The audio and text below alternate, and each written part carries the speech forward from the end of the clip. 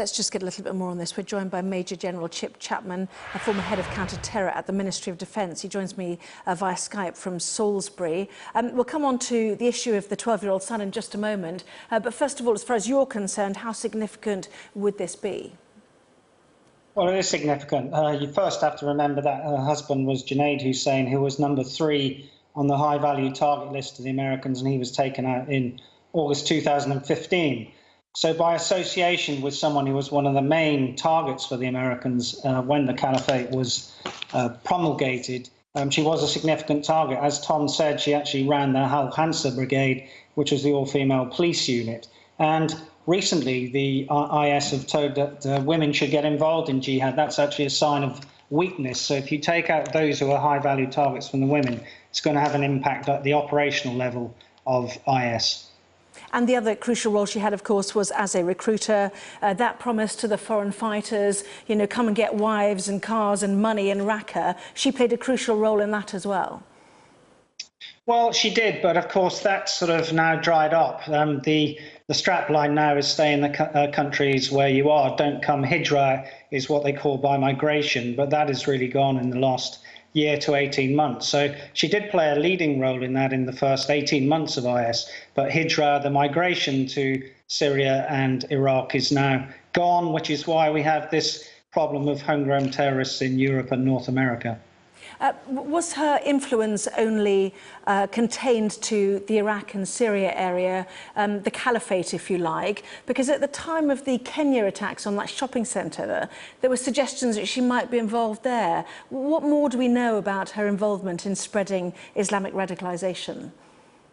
Well, yeah, I think you have to go back to what the head of MI5, Andrew Parker, said in November 15, that really you have 3 threats. You have a home threat, you have an away threat, the one from Syria and Iraq, and you have the online threat. Now, you can overplay the online threat. For example, only 9% of people in Molenbeek, known as Jihad Central, were radicalised online, but that's still 9%. And of course, she was an English speaker, so her influence in the English-speaking world was pretty profound. So I don't want to underplay it, but neither do I want to overplay it. And will there be sensitivity, as Tom Newton-Dunn was suggesting, about the death also of her son Jojo, even if he was implicated too in videos produced by Islamic State? Well, yeah, because then you go into targeting methodology, and of course we go by the rules of war, and the rules of war say that you should have proportionality, you should have necessity, and it should be distinction between those who are legitimate military targets and those who are really protected by the laws of war. And those who are protected by the laws of war generally are the old, the infirm, and young children. Now, of course, it's a difficult one because under the UN charters, he's under the age of what we would classify as a soldier. And those who are child soldiers, of course, don't meet that remit. And even if he got up to really bad things, he shouldn't have been targeted. Now, we don't know that for sure, whether he was with her or not. It would be sort of unusual in terms of a family unit, because the cubs of the caliphate are generally separated from their mothers and have their own separate units to be used in operations elsewhere. And a final thought on the use of drones itself. Obviously, everybody would prefer somebody to be brought before a court of law because that's what we're used to. Are we comfortable in this country with the use of drones to literally take people out?